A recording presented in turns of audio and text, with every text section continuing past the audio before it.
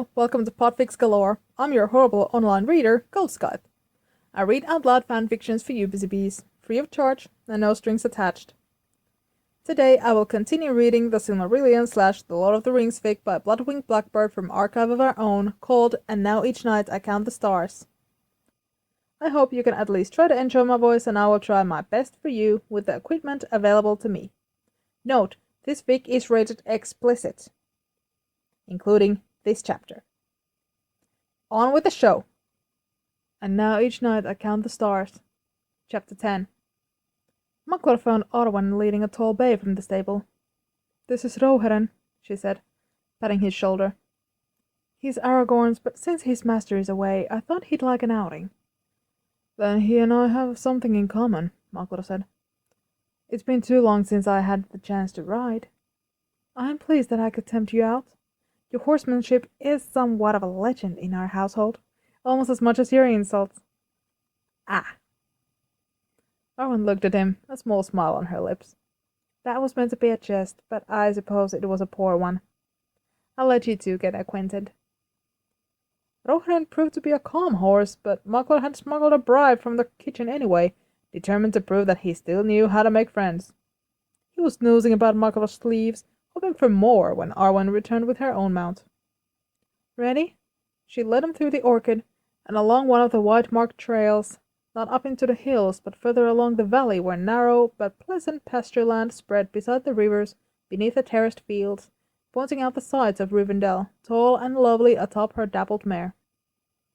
"I was exaggerating, but only a bit, you know. Father did tell stories about you, and about your brother." She looked back at him. "You seem surprised." "I'd have thought that he would want to forget those years." "Did you really tell them that their uncles would eat them if they ran away?" Maklar blinked. "That's the story he tells?" "I think it made an impression." "That was the aim. The woods in those days, well, it was not safe. My brother, Madros, I mean, he had searched for the sons of Dior for months, long after the hope had gone. Your father and your uncle, they were frightened of us, for a good reason. But it wouldn't have been safe for them alone." He spread his hands against Rohirrim's neck, focusing for a moment on his motion, on the breathing of the beast beneath him. "I wanted them to be more afraid of the woods than they were of us. So I told them that the sons of Dior haunted the woods where they had died, hungry, and that they would feast on their souls if they ran away." Owen pursed her lips. "It sounds like it was quite a story." "I am quite a storyteller, unfortunately." He kicked Rohirrim to a run, then a gallop, leaning low over his neck, closing his eyes against the wind that would make them water. He could hear Arwen close behind him and shifted his weight, whispered a word, and Rohirrim turned, coming to a neat-footed stop just where the stream crossed the meadow. Beyond, the land became rougher. "Careful!" Arwen called, laughing. "He's not been ridden like that in a long time." "No, you should take him out more. He was eager for it, I think." "I know," she replied, looking east to where the sky was just beginning to darken towards dusk. "Father says you've been with the Dunedain." "I have. He tells me that you wish to marry their chieftain." "I'm surprised. I'd have thought he'd want to forget about that." "He's not angry." "Neither am I." She looked at him, the clear gray of her eyes bright beneath the sky. "I know what he loses, what I lose, by my choice. And I know that it shall not stop me from making it." She lifted her chin as if to answer a challenge. "Did you think I was going to try to talk you out of it? Even if I thought it a bad choice, I know well I have no claim on any of you. I've come to expect it, I suppose. Haven't you heard? I'm a creature of self-serving violence, hardly one prone to interfering in your love life." "That's not what I've heard, as a matter of fact. I heard that you were a maudlin egoist." "From my cousin, I presume. I cannot say that she's entirely wrong." "Grandmother writes often. So you've met Aragorn, then?" "I have. I've known worse kings. Some might argue that I've been one, though I think history has largely forgotten me there. It was a small blessing." "He's a good man, Arwen." Only you can say whether what you lose shall be worth what you will gain. She stopped her horse. Now tell me, why you sound envious? He looked back at her. Because you have a choice that I do not. You, she gaped at him for an instant, then collected herself. Who? You may not know him. Oh, tell me anyway. Wait, no. She tapped at her lips. Oh, Aragon's friend. Tall, ruddy. Kind eyes. Arwen laughed. I can't say I've noticed. She snapped her fingers. It's Halbarad! Maklar should have known better than to think he could hide something from someone with an overabundance of far-seeing ancestors. It is. She sobered. I am sorry, then. What do you see, Arwen? She frowned and tucked a loose bit of hair back from where it had blown into her eyes. She looked past him. It is no surprise. I see his end. She shrugged. It comes for them all, does it not? Does it come soon? Her voice was faint. It is always too soon. When? She shook herself and gave him a sharp look. I learned long ago that this sight is a complicated gift. What would it change if you knew, Maklar? That gave him a pause. Nothing, he said at last. Then it's better not to know. I have already spent too many years trapped in inaction because of things I have seen, wasting the time that is already too short. You've made mistakes enough already. No need to share in mine. An early night jar hovered overhead, and Erendil was shining his light near the horizon. My father said that we would have much to talk about, Arwen said. I thought he meant something else. I suppose we have more in common than I realized. Come, said Maklar, turning Rohirrim. Your father will worry that we fall a prey to the ghosts if we stay out much longer. She rode beside him in silence. I wasn't certain if your father even knew, he said, finally. I don't think he meant to give up your secrets, she replied. I doubt he thought that we would ever meet. Still, though, it was easy for my mother, because of her parents. You know that already. You must. Maklar did. Your grandmother and I were once much friendlier than we are now. She has always been a woman of her own making, in many regards. Worthy of respect. He held up a finger. Never tell her I said such a thing. Arwen chuckled. Fear not. My father, though, he'd never been cruel about it, but I think it made it easier for him to understand me, and so I feel that maybe I should thank you. He almost said something sharp, that none of it had been for her, maybe, that he'd had no choice about it, any of it anyway, that she should credit her father's wisdom more. Instead, he just said, I'm glad of it. Halbarad sat alone in a corner of the prancing pony. The crowd that night was thin, and the landlord kept glancing at him, no one else to draw his suspicion. It was probably time to leave. In the morning he'd be gone anyway, for he'd be setting off across the Shire to relieve the watches on its western border. He had made the trip out to Bree with goals both stated and unstated. If any had asked, he was simply leaving the usual messages with the innkeeper, but his greater hope, and the reason he had lingered several days, emptying his purse buying enough ale to ensure his place in a corner, was the hope that he'd be there when a wandering minstrel passed through the village. It had been a month, and maybe a month was not so long, but it felt a very long time to Halbarad. It had been a month in which he had learned to sleep without a thoughtful whisper of a harp, a month in which his belongings stayed exactly where he had left them, a month without Maklar's bright eyes and terrible magpie hat. How he had so quickly learned to miss something that he had only barely begun to know. He bore up as long as he could on the Butterburst stairs, for Maklar liked to travel at night, and Halbarad was certain that he would have no qualms about climbing the gates of Bree should he find them closed. To pass the time, he briefly conversed with a pair of dwarves who were traveling west to the Blue Mountains, all the way from Erebor. They were sparing with news, but the little they were willing to say left Halbarad with a flavor of foreboding on his lips.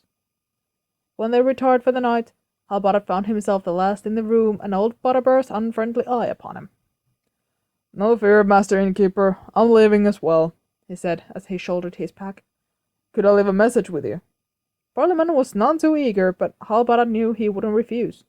Halbarad had already scrawled his note on a spare bit of parchment with the stub of an old grease pencil he kept tucked in amongst his things, so it was a simple matter of pass it along to the landlord. Bartleman squinted at it. Who was it for, then? My friend, the harper. Folk around him call him Blackbird. Halbarad watched Bartleman's opinion of Michael dropped several degrees by virtue of his sudden association with the Rangers. The landlord grunted, and, his business thus concluded, Halbarad left the inn. He cut across the fields at the western edge of town and hopped a low place in the wall. It was a cold night that smelled of snow. He bundled himself up and made his bed beneath a fir tree. He dreamed that night. The dreams of Forsyth had a different flavor than others, and he always knew them. He did not have them often, but they had, thus far, always come true. He wondered sometimes, what was the good of such dreams? For they never offered anything like guidance, never showed fate that could be evaded. They were, as far as he could tell, simply impartial predictions. He had dreamed of his mother's death a week before it had happened. He had begun to have dreams of his father forgetting his name when he was but a boy. He had dreamed of sitting in a crowded room and listening to songs from a world that was no more. A dream that he had had most often, though, was the dream that he knew to be of his own death. He could not say how he knew it to be so, for he did not die in the dream.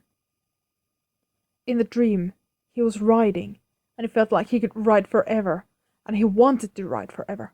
The thought filled him with such joy that he sang as he rode. At some point in the dream, he would understand that he was riding to battle, and that he would not live past it. He would look up and see that he was carrying a black banner that streamed behind him in the wind of his riding, and when he looked about himself, he was already riding with the hosts of the dead. There was nothing else, no other sound, just the wind of their gallop, the song, and the silence of the grave. On that night, the dream was different, for he did not ride alone. On that night, when he looked to his right, he saw a figure with flame at his brow. His face was blurred somehow, but Halbarad knew him from his eyes, as dark and boundless as holes in the night, and Halbarad knew him by his song, for Halbarad did not sing alone. When he woke, he lay still for a long time, staring up at the way the branches of the fir carved the dawn sky into little broken shards, and he felt very cold. He set out early and walked far that day, never quite shaken off the chill. By the time he stopped for sleep, the old forest loomed dark to the south of the road, and his sleep was restless and watchful with the creaking, listening of the woods. On the next day, he reached the Shire. It snowed that day, and few of the little folk were abroad. Those that were took pains to ignore him, busy enough with their own lives and still unaware, he hoped, of the dangers that nudged at the borders of the land. He did not mind this. It was not a matter of friendliness or lack thereof. He knew that the Shire folk regarded the world beyond its borders as a sort of unsavory rumor, something that was a bit impolite to look at too closely. He rarely took the road directly through the Shire, preferring to keep to the less populated areas at the borders, not wishing to disturb the little folk. Still, though, those he passed on the road were friendly enough in their own way, despite his rough appearance. Regardless, it was a lonely sort of journey. Maklar caught him up near Delving. Halbarad had slept just south of the village and thought that the shallow hollow in the side of the hill had made for an ideal winter camp, warm, dry, and hidden, at least until he was woken abruptly with a face full of cold. He leapt to his feet, spluttering and cursing, certain that it had just been the wind dislodging an unnoticed drift from somewhere above. As he blew the snow from his nose, he spotted Maklar, perched atop a rock a little ways off, black-cloaked and wicked, another snowball already held between his gloved hands. They stared at each other for only a second before each diving away, Halbarad to arm himself, and Maklar presumably fleeing from Halbarad's retaliation. It was silly, childish, but Halbarad had been woken with a start, and the fright of it would curdle if he did not chase it away with laughter. Besides, Maklar had begun it, and he was older than anything Halbarad could think of. He soon found Maklar hidden amongst the lower branches of a yew. "Come down from your perch, Blackbird," Halbarad called, hiding the snowball behind his back. "Or shall I come to retrieve you?" "Very well," replied Maklar from somewhere above him. "There is room for the both of us. Come closer." Halbarad was not so much a fool as that, but his voice guided Halbarad's aim well enough, and he loosed his snowball at the branch above him. The result was even better than his wildest hope, for his bombardment dislodged almost all of the snow on that side of the tree. He watched in satisfaction as it cascaded to the ground, leaving the dark green branches to spring back into place, wet and glossy, having shed their snowy blanket, a great cloud of sparkling snow in the morning air. Muggler emerged from the wreckage, walking with stiff dignity, covered in snow. Content with his revenge, Halbarad helped him brush away the ice that now caked his garments. "You found me quickly," Halbarad remarked, letting his hand linger on his shoulder. "I have thought that old Butterbird would lose my message on purpose." "He gave it to me before I had even played." Muggler smiled briefly, as if he was afraid of it being noticed. "He'll not make that mistake again, for I would not stay after that." "I fear that your reputation has suffered from association with me." Muggler laughed aloud at that. He still had snow in his eyelashes. "My reputation? Halbarad, have you forgotten who I am?" "I have not, but it will mean less than little to Barley, even if you would sing the whole of Noldelante to all the folk of Bree. Still, though, I hope that your welcome in the pony is not lessened too much." Muggler only shrugged, tilting his head to shake still more snow from his hair. He had amassed a few more trinkets since Halbarad had last seen him, but he could always pick out the little copper coin and the red ribbon. "What news from Rivendell?" "Little enough to report. They've had no news from either Gandalf or Aragorn. I left messages in case they should appear." Muggler hesitated. "I spoke with Elrond," he said. "More courteously than last year, I hope," said Halbarad before he could think better of it. Muggler gave him a sour glance. "I heard the tale from Elladan." Muggler sighed. "I'm cold," he complained, shuffling over to stand closer to Halbarad. Halbarad smiled and let Muggler claim a corner of his cloak, wrapping himself to stand chest to chest with Halbarad. He put his arms around him. "We spoke alone this time." The point of his chin dug into Halbarad's shoulder as he spoke. He was not painless, but was maybe better for that. "Perhaps so," said Halbarad. "I also spoke with his daughter." "The Lady Arwen?" Halbarad had only seen her from afar, never met her, and Aragorn spoke of her only rarely, as if he was afraid that he would wear out his memories through overuse, or maybe as if she were some family heirloom, too precious for daily use. "Would you tell me about her?" "We went riding," Muggler said. "She's terrifying, like both of her grandmothers, but kind, like her father. And of course as beautiful as the moon and the nightingale and all those other things that poets are supposed to say." "Of course." He told Halbarad a bit more of the talk, but there was something he did not say, something that Halbarad could feel like an iron weight. He could not ask, though, because he was not ready to tell Muggler about his dreams. Winter seemed to pass quickly that year, dawning into a fresh and fragrant spring. Flowers bloomed even in the paths, and though all was not peaceful, there was much joy to be found in that year. Muggler and Halbarad travelled together that spring, proceeding in a wide circuit around the outskirts of the Shire, bearing news and tokens among the various encampments of rangers who watched there. They would separate sometimes, one staying on if their presence was needed, or the other moving ahead to bear the message, but they stayed together as much as they were able, and Halbarad thought that maybe he had never been happier. Far too soon, spring gave way to summer, the mud of the road turning to sun-warmed dust, and Halbarad knew that it would soon be time for Muggler to embark upon the longer journey to Lothlorien.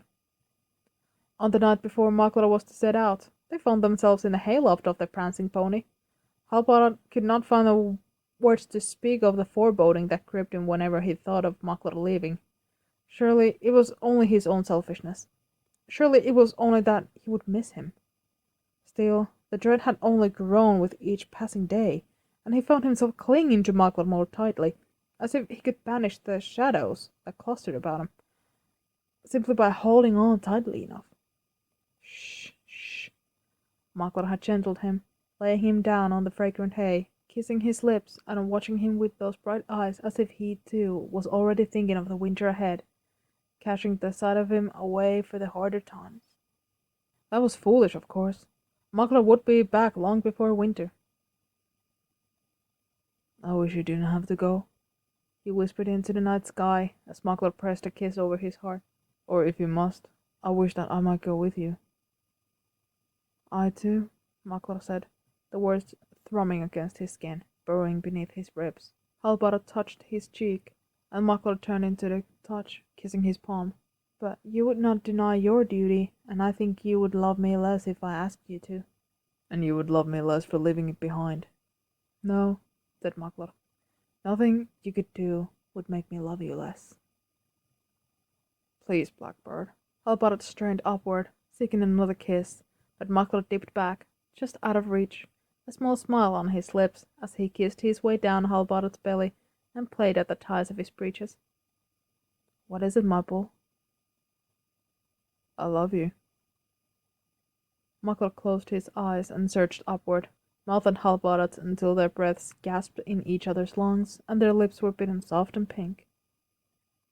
Makler had his thigh between Halbara's now, and Halbara was hard, rubbing himself against it. He watched as Makler licked his lips and bent down, tugging down his breeches and small clothes enough for Halbara to kick them the rest of the way off, as Makler stripped off his own breeches and bent to take Halbara's in his mouth. It was easy to lose himself this way, to close his eyes and give himself over to that clever mouth, those strong hands, always busy, one cradling Halbara's sack, the other moving between Makler's own legs before he felt a finger, slick, and his entrance. He did not want to lose himself, though. Not now, not tonight, not when he wanted to see every moment of that face, to memorize the gentle smile, when Halbara, out of words, had just nodded frantically. The way Makler's eyes had drifted soft and half-lidded as he fucked him with his fingers, the way he had smiled when he had asked, "Do you like it this way?" and then shrugged his fingers so that Halbara had seen sparks. "Oh, you cruel thing," he had gasped, just to see the way Makler had halved a laugh, then bent to take him deeper in his mouth, one hand holding Halbara's hips down, while the other took him so skillfully. When he could stand it no longer, but couldn't stand for it to be over yet either, he pulled at Makler's shoulders, pulling him up, to kiss the bitter salt taste of his own cock from Makler's lips, to get his own fingers wet and busy between his lover's legs, to see what kind of songs he could draw forth from Blackbird tonight. "Would you like to fuck me?" Blackbird hummed, deep and throaty in his ear, already shifting, pulling Halbara over him, wrapping his legs around his hips. "Can I?" Halbara had asked, wanting to see Makler say yes, wanting to watch him, to see whether his eyes would fall closed when Halbara was inside him, or whether he was watching in return. He watched, his eyes bright on Halbara's face, and nowhere else, as he drew Halbara inside, his body rising up to meet Halbara's, his legs wrapped tight around Halbara's hips, his arms, his hands grabbing at his shoulders, and then he could see his face no more, for Makler was kissing him, fierce and needy, teeth and lips at his jaw, and his neck, a bite that made him almost cry out on his shoulder. Halbara returned the favor, the taste, the smell of Makler all around him as he buried himself over and over in Makler's slick cunt, long given up on holding any part of himself back. "I love you," loud on his lips, as Makler whispered a song in his ears, and clenched around him, gasping, singing until Halbara was spilling, not even certain if it was the same night, the same world in which they had begun. Afterward, Halbara lay still for a long time, until his breath quieted, until sleep tried to sneak in, chased away only when Makler's chest shook with a soft laugh. "What is it?" "Shh, it's nothing. Pass me some water." They cleaned themselves and tossed fresh hay over the damp spot, and Halbara found himself watching Makler again, in the sliver of moonlight that splashed in through the open shutters of the loft. "I'm afraid," he said, finally, and it seemed that the shadow fell between them, and the light of Makler's eyes was dimmed. "Fear not. I will come back to you ere the leaves fall," he said, but his voice seemed to come from a great distance, and a wind gusted up from the window and carried it, echoing, about the stables, to echo whispers in all the corners. Halbara shuddered, and the shadow passed away, leaving Makler still there, with stars in his eyes, and his voice like dancing water. In the morning, Halbara held him for a long time. He closed his eyes and let Muckler press his lips to his forehead, and then let him go. End of chapter 10. Stay tuned.